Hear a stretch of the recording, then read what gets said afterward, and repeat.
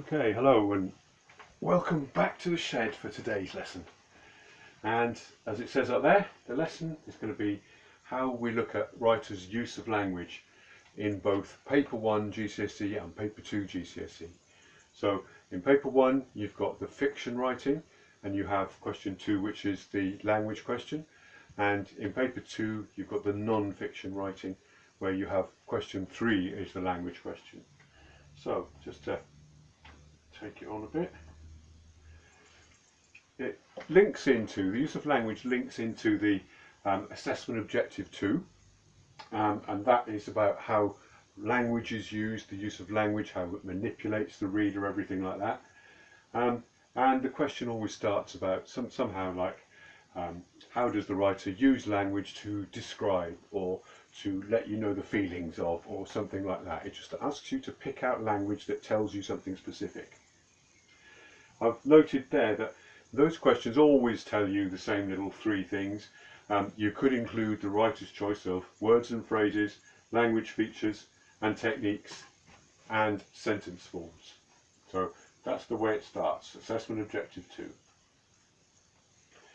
It's always going to give you those guidances, the words and phrases, language features and techniques, and sentence forms. So the sorts of things that we're looking for in that is, where it's talking about words and phrases, the sorts of things are words which make a particular impression on you perhaps, or maybe things that are repeated for emphasis. Those sorts of things. You pick out words that you can say something about. Language features and techniques, that goes forever and ever. It could be a simile, a metaphor, repetition, exaggeration, strong verbs, emotive language. It could be alliteration, all those sorts of things, those techniques that you know, any of those features that they're looking for. And then sentence forms, the way that the writer has put the piece of writing together. Are there long sentences to build up suspense or to make description? Or are there very short sentences to give an impression of action, urgency, or just to make a very sharp point? So all those sorts of things you've got to be considering. So I'm going to use, for this example of paper 1, Animal Farm. There's a sample paper on it, and I will include that by attaching it to an email for you so that you've got the copy of that. And the background to the Animal Farm story is this here. It's on a farm run by animals. The pigs are the ruthless leaders.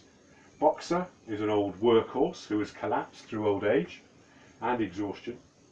The pigs have said that they're going to arrange to have Boxer taken to a human hospital to recuperate, and all the animals believe them. However, we know that when the van arrives to take Boxer away, Benjamin, who's a donkey and the only animal that can read, sees the writing on the side of the cart or the van, and this leads him to tell Clover, who's a horse, that Boxer is going to the slaughterhouse to be slaughtered and turned into glue at the knacker's yard. So the truth of the story comes out because he can read.